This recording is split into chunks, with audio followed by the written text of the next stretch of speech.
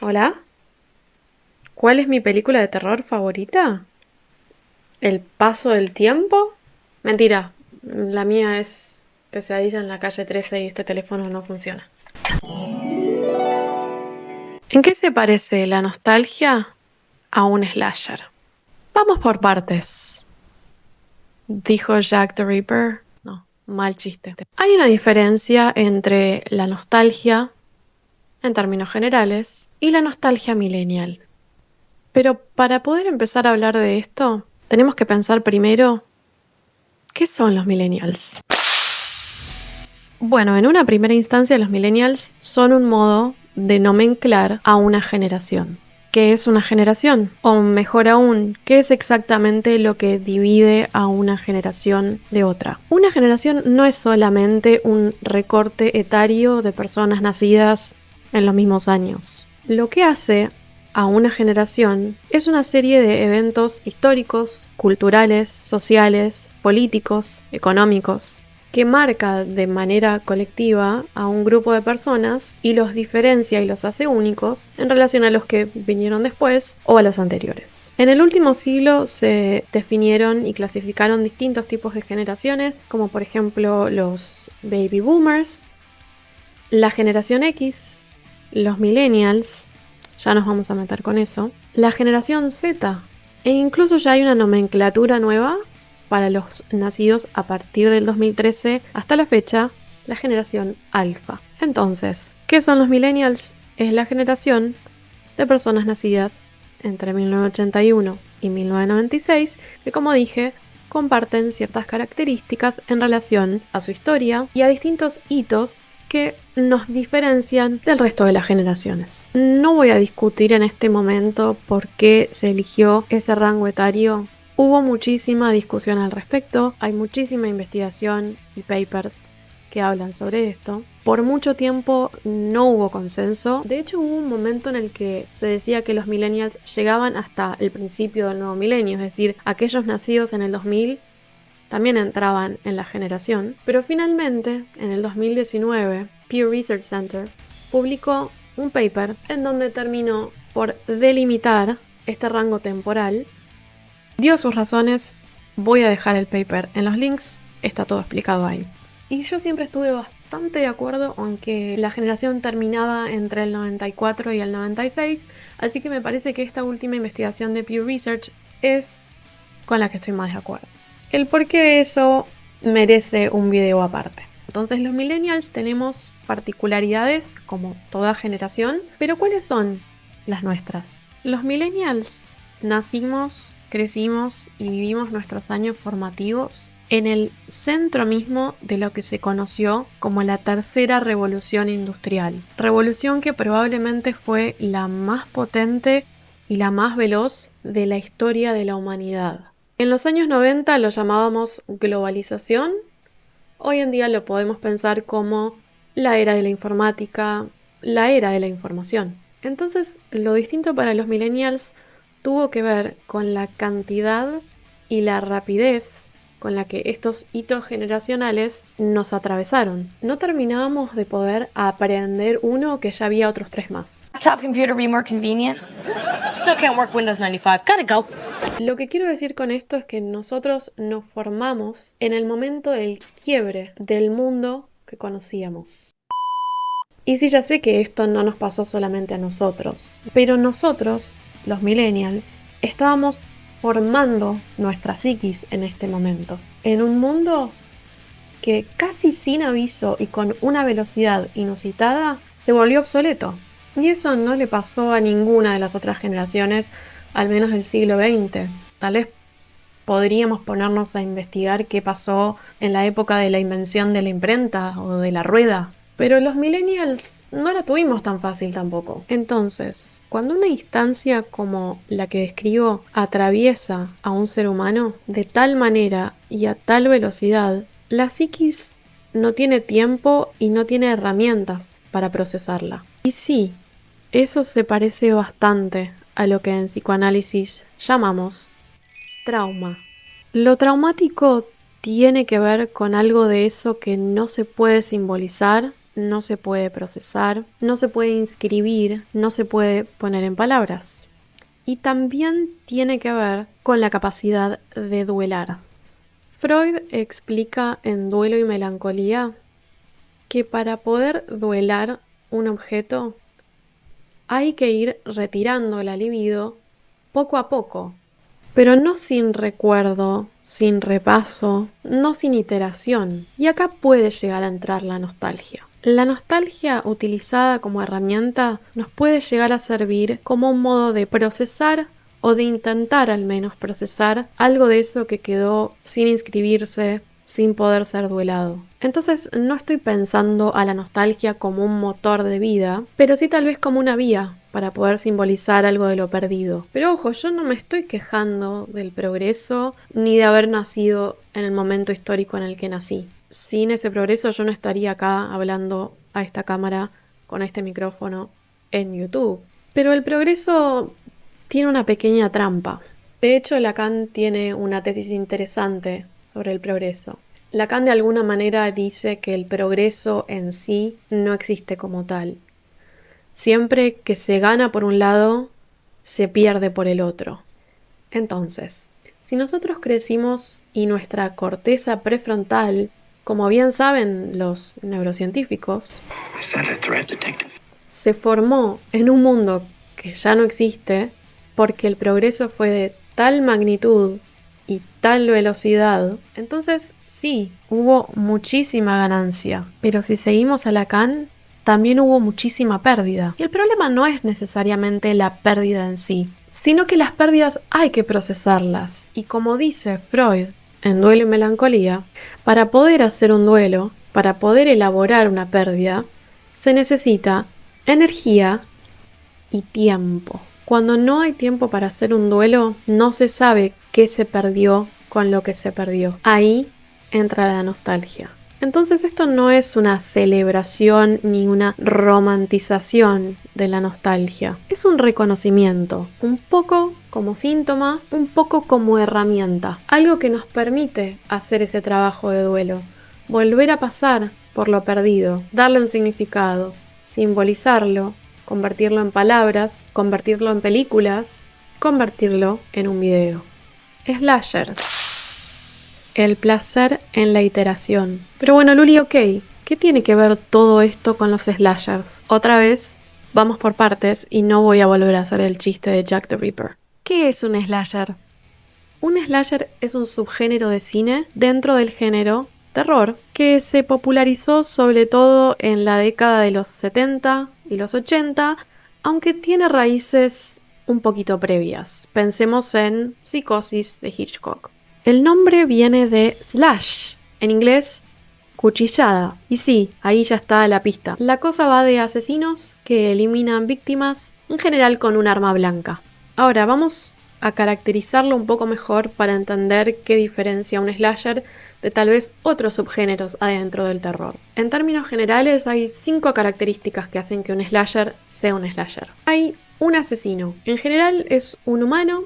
A veces puede tener características un poco sobrehumanas, muchas veces enmascarado o su identidad es desconocida. Pensemos por ejemplo en Michael Myers, en Halloween, o en Jason, en Friday the 13th. Un grupo de víctimas, generalmente adolescentes o adultos jóvenes, que van siendo asesinados uno a uno. Una Final Girl, concepto acuñado por Carol J. Clover en su libro Men, Women and Chainsaws. La Final Girl o la chica final es la única que sobrevive. Y en general sobrevive por ciertas características. Es la más inteligente, la más atenta, la virgen. Es decir, sobrevive un poco gracias a su moralidad o a su resiliencia. Como por ejemplo Laurie en Halloween o Nancy en A Nightmare on Elm Street. Mi favorita. Entonces a esto se suma una serie de reglas morales. Los personajes que beben, se drogan o tienen sexo son los primeros en morir. Este asesino de alguna manera castiga esas transgresiones. Y la última característica que hace que el slasher sea un slasher tiene que ver con ciertos recursos narrativos. Por ejemplo, escenas de acecho en primera persona. Esto lo vimos primero en Psicosis, la famosa escena de la ducha. Vemos un POV, vemos lo que ve el asesino. También el uso del jumpscare, un clásico, la tensión acumulada, la violencia y a veces hasta incluso un poquito de gore, es decir, violencia explícita. Mucha sangre. Y a esto se le suman ciertos giros discursivos, como por ejemplo la repetición del personaje que dice "ya vuelvo", o la chica que escucha un ruido y grita "¿quién está ahí?". Somebody there? Pero Luli, ¿qué tiene que ver un slasher con la nostalgia?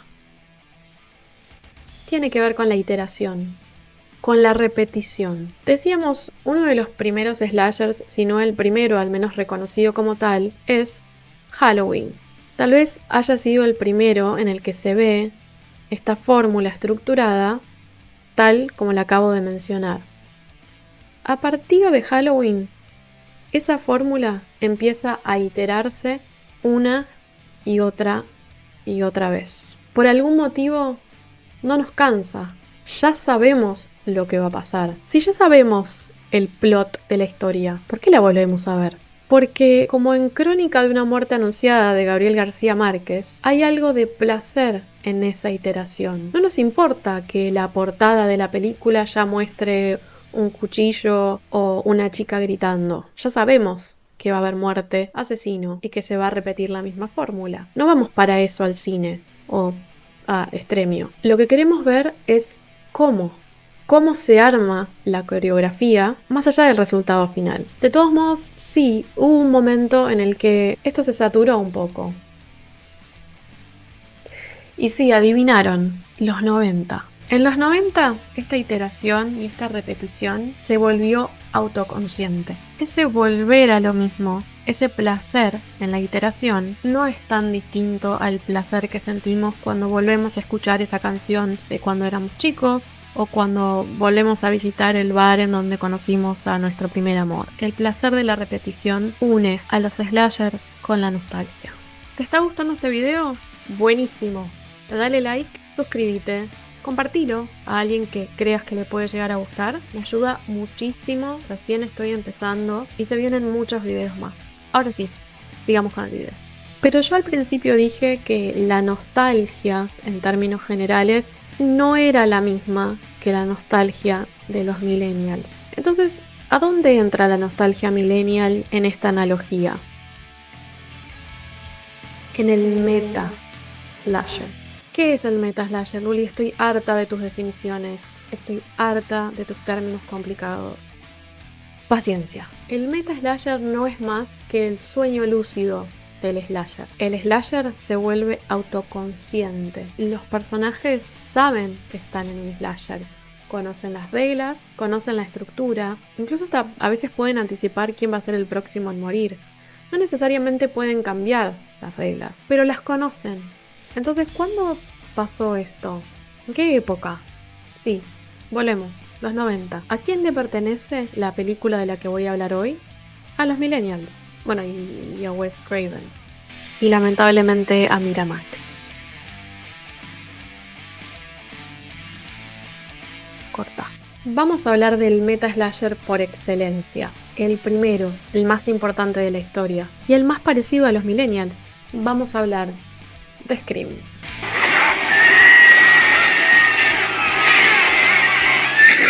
Scream, el duelo imposible. Cuando Wes Craven estrenó Scream en 1996, el slasher estaba un poquito muerto, o al menos en un coma inducido. Después de repetir la misma fórmula una y otra vez, muchas veces se hizo muy bien, pero hubo otras tantas que no, y el subgénero estaba saturado. Ahí aparece Scream. La jugada maestra de Craven fue hacer una especie de parodia del slasher, un meta slasher. Wes Craven le dio voz al espectador dentro de la película. Miremos el personaje de Randy, el amigo cinéfilo. Dice en la primera entrega de Scream, la del 96, en una escena icónica las reglas de un slasher. Don't you know the rules? What rules? You don't know the rules? There are certain rules that one must abide by in order to successfully survive a horror movie. Number 1, you can never have sex. Number 2, you can never drink or do drugs. The sin factor.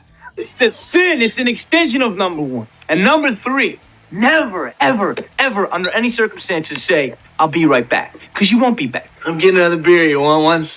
Yeah, sure. I'll be right back. Ya todos las sabíamos, pero el hecho de que un personaje las mencione adentro de un slasher era algo completamente novedoso y una forma de parodia. Es decir, los personajes de pronto empiezan a estar conscientes de que están atrapados en una estructura de la que no pueden salir. Pero lo más interesante es que Scream no se quedó con la primera entrega, se convirtió en una franquicia. Y también se rió de eso. Pensemos en Scream 2, 1997. Hay una escena que, por cierto, Buffy the Vampire Slayer está en la clase de cine, historia del cine, haciendo de Sissy, y la discusión es que las secuelas siempre son peores que la primera entrega. We want to do that. Sequels suck. No. Come on, man. Oh, please. By definition alone, they're inferior films. Incluso en la segunda película arma una discusión sociológica sobre si las películas violentas generaban violencia en el espectador o en la sociedad, algo que se le endilgaba a los slashers. What happened in that theater is a direct result of the movie itself. That is so moral majority. You can't blame real-life violence on entertainment. What? Wait a second, yes you can. Don't you even watch the movie? Yeah, hello. The murderer was wearing a ghost mask, okay? Just like in the movie, it's directly responsible. No, it's not. Movies are not responsible for our actions. Scream 3 del 2000 lleva la autorreferencia a otro nivel. Los personajes de la película se encuentran con otros actores que los interpretan en una película adentro de la película. Stab, Scream, Stab.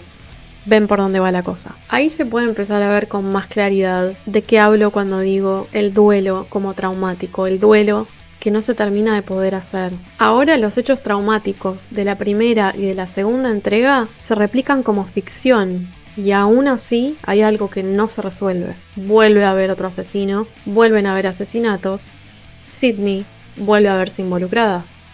Scream 4 es la entrega millennial por excelencia. Acá el asesino busca fama viral, transmitir los asesinatos online. La iteración ya no es solamente del género, sino de lo cultural, específicamente de la cultura digital. Fun fact, la protagonista, todos pónganse de pie, Emma Roberts, a quien le debo un video completo, nació el mismo año que yo. Ahora, Scream 5 del 2022 introduce el concepto de recuela, ni remake, ni secuela, ni precuela. Es una reinvención que conserva los originales, pero con sangre nueva. Incluso acá aparece un elemento aún más interesante. Algo del duelo imposible se vuelve casi literal. Y acá va a haber un pequeño spoiler. El duelo imposible se transmite generacionalmente. La protagonista es la hija del primer asesino. La herida nunca se cierra. Y Scream 6 del 2023 lleva la saga a otro nivel. Ya no se trata solamente de sobrevivir al asesino, sino de sobrevivir a la iteración de la iteración. Creo que hay otra Scream por venir. Voy a esperarla con ansias. Cada película es un duelo imposible, una herida que no termina de cerrarse, un asesino que vuelve una y otra vez. Diferentes asesinos, mismas máscaras. Lo traumático nunca se simboliza, vuelve en forma de secuela, de recuela o de remake. De modo que si el slasher clásico repetía la fórmula para darnos algo de placer en esa iteración, Scream viene a recordarnos que incluso en esa repetición no podemos escapar del todo. Y ahí hay algo de esa nostalgia que tenemos los millennials. La franquicia funciona un poco como un espejo generacional. Cada regreso nos enfrenta de nuevo con esa imposibilidad que tenemos de elaborar lo perdido, de procesar algo de ese duelo. Ahora, hablemos del elefante en la habitación. Ya sé que la iteración no es un recurso único y exclusivo del género de terror o del slasher. Pensemos en las rom-coms o en las comedias románticas. Chico conoce chica, hay un conflicto en el medio, terminan juntos. Otra vez, ya sabemos qué va a pasar, pero nos encanta. Volvemos a ver la fórmula. No importa cuántas veces se repita. Pero la diferencia está en el tono. En las comedias románticas, la repetición está en lo amoroso. No importa que haya conflicto en el medio, que se peleen, que se desencuentren. Sabemos que siempre triunfa el amor. En el slasher, en cambio, la repetición es de lo angustiante, incluso hasta de lo siniestro. El slasher tiene mucho más que ver con la nostalgia, y el meta-slasher con la nostalgia propia de la generación millennial. Pensemos un segundo en cómo empieza Scream. La escena inicial, la escena de Drew Barrymore, una de las escenas iniciales de una película más increíbles en la historia del cine. La portada de Scream es la cara de Drew Barrymore. Nosotros creemos que Drew Barrymore va a ser la final girl. Creemos que es la protagonista. Sin embargo, Wes Craven, un spoiler de Scream no cuenta, la asesina en los primeros, ¿qué? ¿10 minutos? Entonces, sí, el meta-slasher itera, repite, pero nos presta la sorpresa. Por un instante nos presta la posibilidad de no prever, y después le presta a los personajes la posibilidad de ser conscientes de que va a haber una iteración. Y esa información les da las herramientas y las posibilidades de ver si pueden hacer algo con eso. Y a eso me refiero cuando hablo de la nostalgia para los millennials como una herramienta para ver qué hacer con lo ya perdido. Entonces sí, los millennials somos un poco como los personajes de Scream.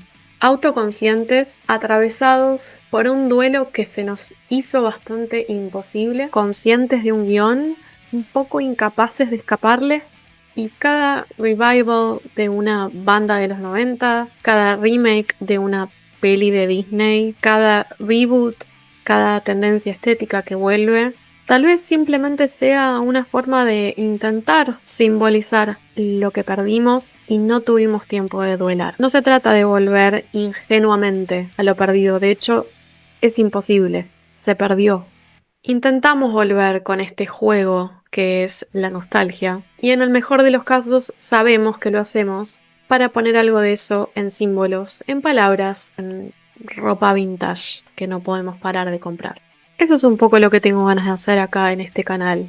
Tal vez existe una razón importante por la que seguimos repitiendo. Tal vez sea simplemente nuestro intento, a veces fallido, de nombrar lo que no se pudo duelar, aunque sea con una máscara, con una película de terror o con una colección de VHS que no podemos reproducir porque el reproductor no anda. Nos vemos en el próximo video. What's your favorite scary movie? ¿Hola? ¿Cuál es mi película de terror favorita? ¿El paso del tiempo?